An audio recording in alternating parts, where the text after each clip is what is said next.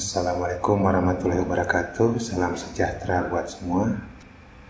Selamat datang di sesi kita kali ini yang kita khususkan untuk membicarakan relaksasi.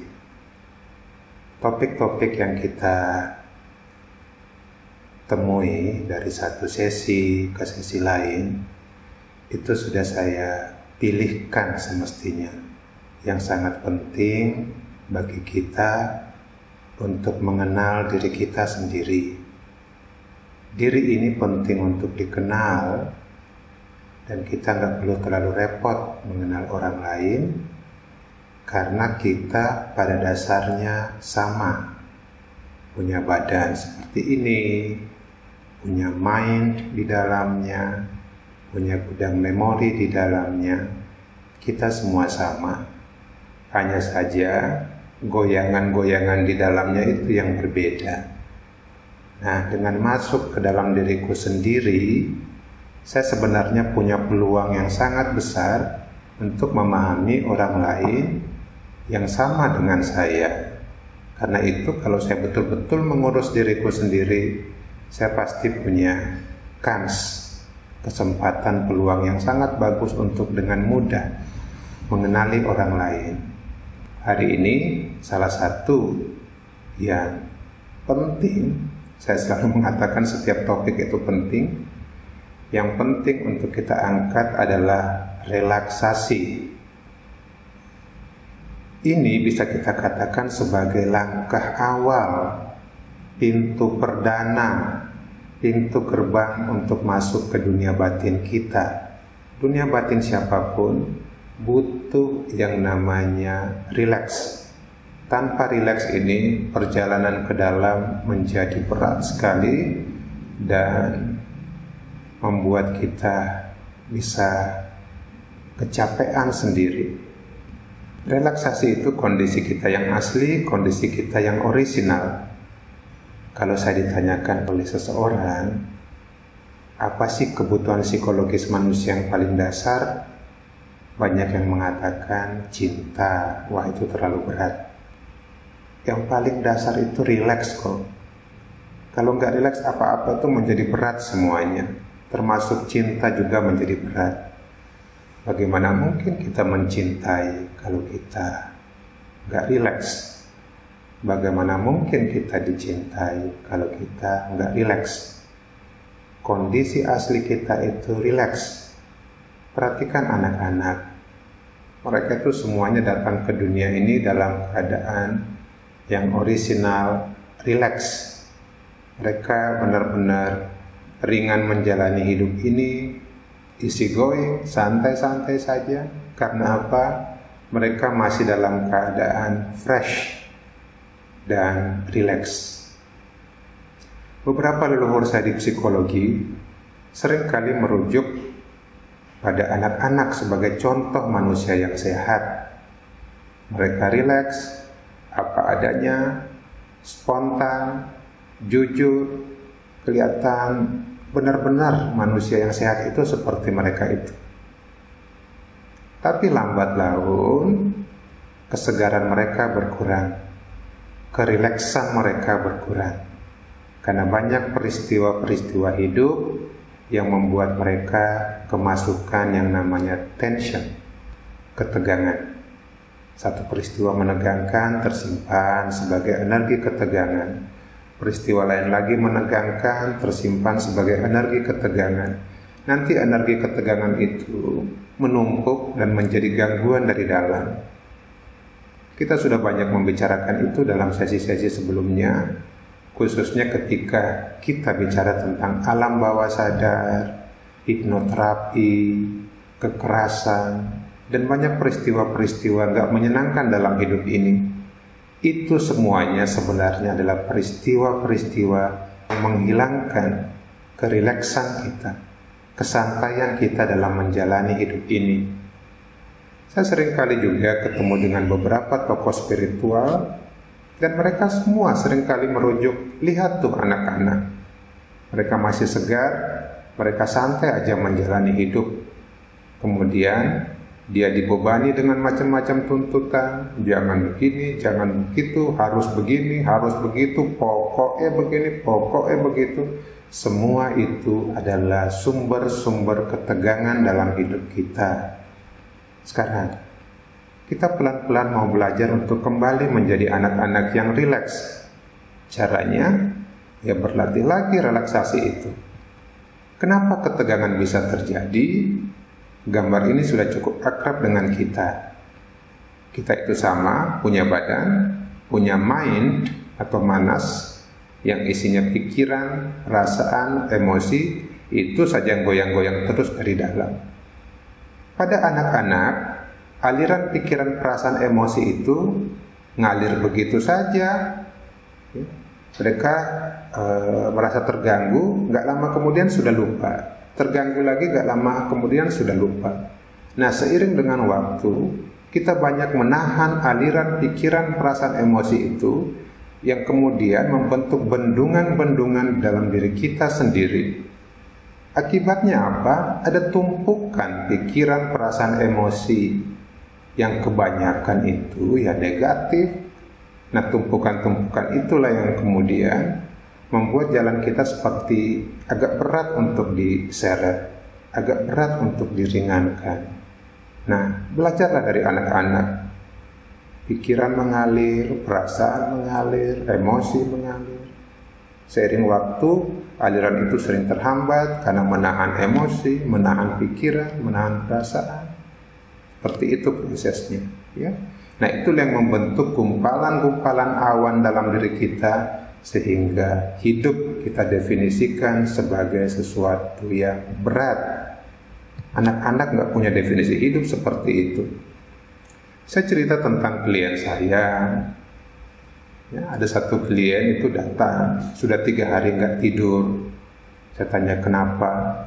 Dia merasa sakit hati pada seseorang yang merasa mengkhianati dia. Dia merasa dibohongi. Satu kebohongan ditutupi dengan kebohongan lain, ditutupi dengan kebohongan lain. Karena dia bukan orang yang menerima kondisi dibohongi seperti itu, dia mencari tahu kebenaran di atas kebohongan itu. Dia menelusuri terus sampai nggak bisa tidur selama 3 hari. Dia mencari tahu. Dia melakukan semacam aktivitas detektif untuk cari tahu ada apa toh aku tuh harus dibohongi seperti ini. Selama dia melakukan aktivitas detektifnya itu, selama itu pula dia nggak bisa tidur. Duduk sedikit, gelisah, cari tahu lagi, entah lewat macam-macam channel yang ada seperti media sosial atau apalah, informasi-informasi sana sini dia cari. Dan semua aktivitasnya itu semestinya kalau dikasih judul berdiri di atas yang namanya kemarahan dan kecurigaan. 2 emosi itu, kecurigaan dan kemarahan, membuat dia menjadi tegang, mengalami tension dari dalam. Dia nggak bisa mengontrol tensionnya itu, sampai-sampai matanya sudah nggak bisa merem untuk tidur. Dia datang ke saya bilang, oke, kita relaksasi hari ini, hanya relaksasi. Kamu baring di situ, serileksmu. Jangan mengharap apapun dari pertemuan kita ini. Kenyataan yang kamu hadapi sekarang, kamu tegang, kecapean menghadapi pikiran, perasaan, emosimu sendiri. Obat dari tegang itu adalah santai, dan santai itu adalah rileks.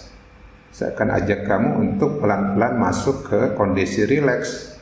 Dengan kondisi rileks ini nanti masalah tensionmu atau teganganmu itu akan berkurang dengan sendirinya. Jangan harap apapun dari aku. Harapanmu satu-satunya adalah rileks. Dia bilang, oke, baik, kita mulai. Dan dia tertidur sepuas-puasnya selama 3 jam. Saya tinggalin dia di ruangan itu. Saya balik, masih tidur, saya pergi lagi, saya balik, masih tidur, saya pergi lagi.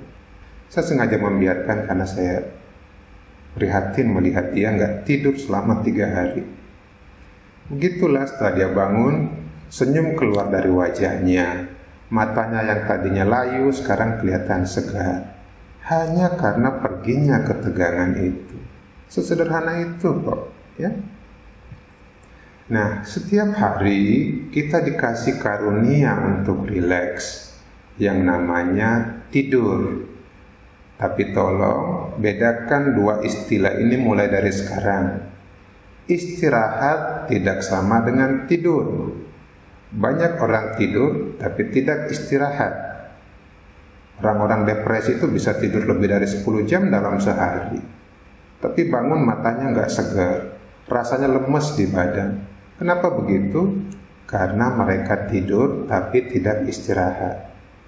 Ada orang yang tidurnya lebih singkat, tapi karena kondisinya tenang, dia istirahat dalam waktu yang singkat itu, sehingga ketika dia bangun, dia merasa segar sekali. Nah, ketika tidur, istirahatlah.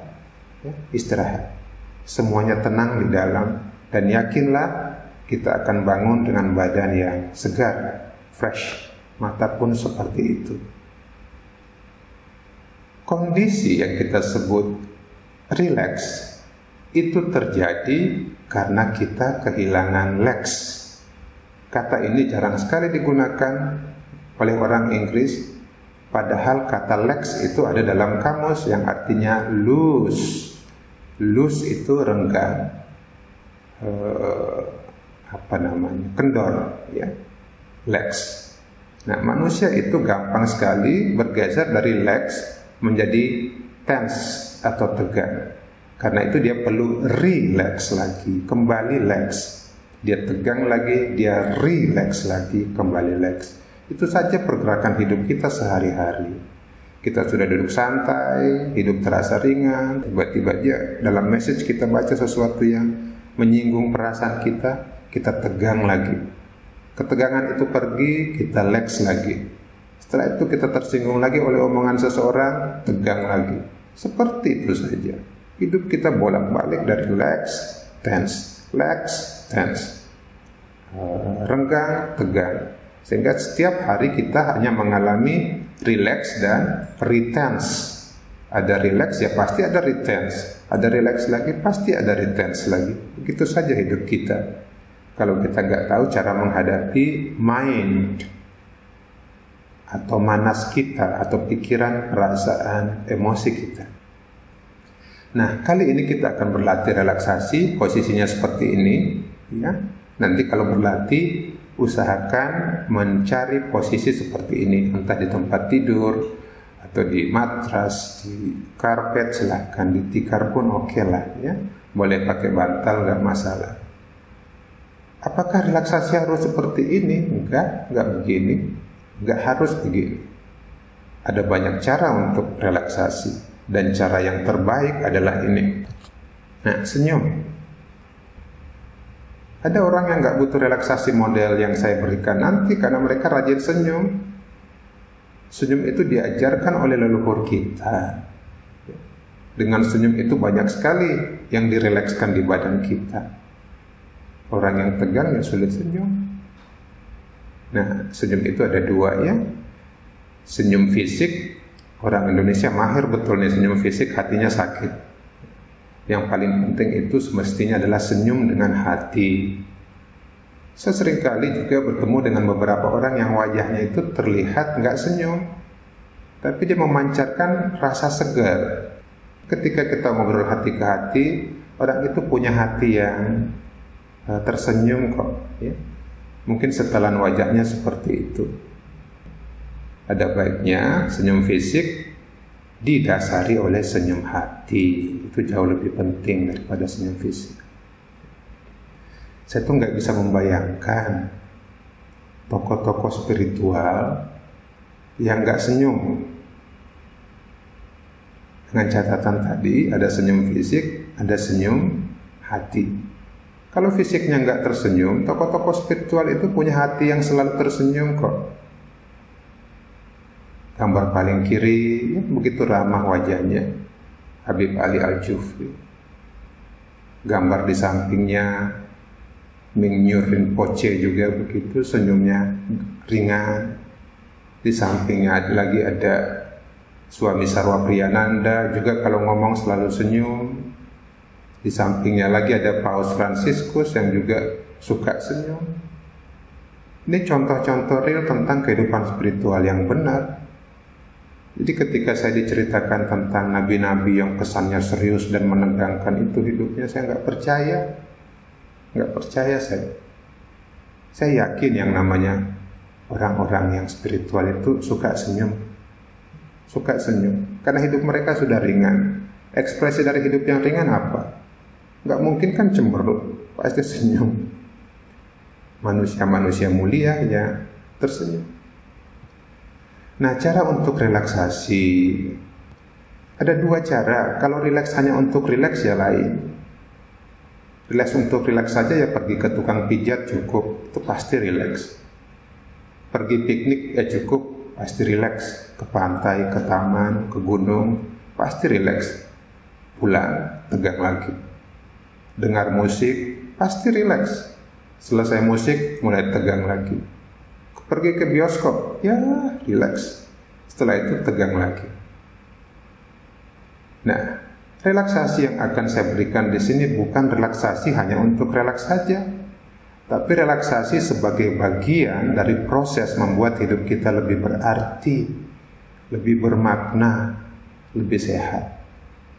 Jadi, kalau teman-teman, Bapak Ibu semua punya agenda, punya pemikiran untuk rileks, bukan hanya untuk rileks itu sendiri, tapi rileks demi kehidupan yang lebih berarti dan lebih bermakna, lebih sehat, lebih ringan, maka relaksasi ini cocok buat kita semua yang ingin sampai ke hidup yang lebih dalam, lebih berarti, lebih bermakna. Di psikologi sendiri banyak sekali teknik-teknik relaksasi. Seperti yang di bawah itu ada gambar orang ditempelin semacam stiker yang punya muatan listrik. Itu disebut relaksasi biofeedback. Mereka melihat kondisi detak jantung mereka, kondisi badan mereka di layar, dan mencoba mengontrolnya dengan pernafasan atau apalah yang mereka bisa lakukan. Dan akan kelihatan sendiri, detak jantung saya lebih ringan sekarang. Seperti itu. Itu cara-cara orang modern ya untuk memanfaatkan alat yang bisa membantu mereka rileks.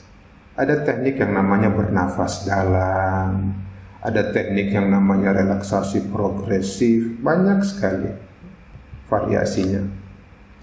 Nah, selama 3 tahun saya dan beberapa teman saya mengembangkan terapi ELA. Terapi Eling-Lan Awas itu juga berdiri di atas relaksasi. Itu langkah paling awal yang harus dialami oleh orang-orang yang pengen masuk ke dalam terapi ELA.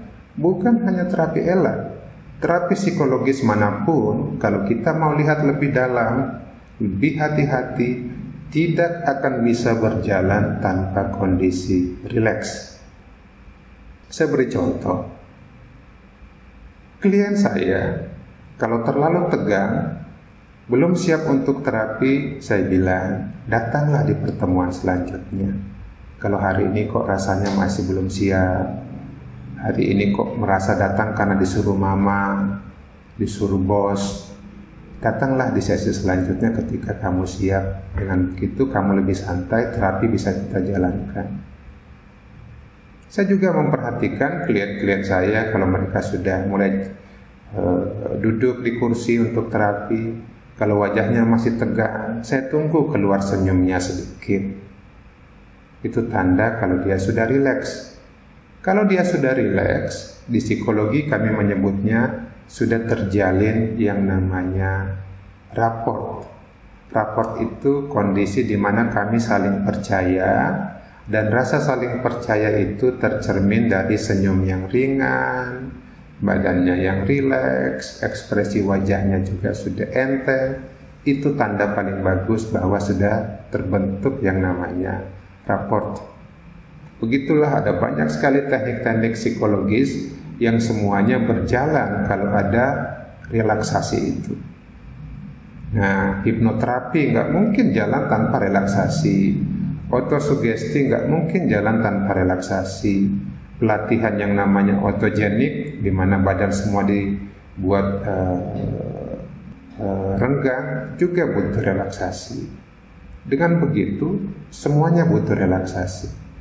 Beberapa psikolog misalnya mengadakan sesi terapi itu di taman. Gunanya apa? Biar suasananya lebih rileks.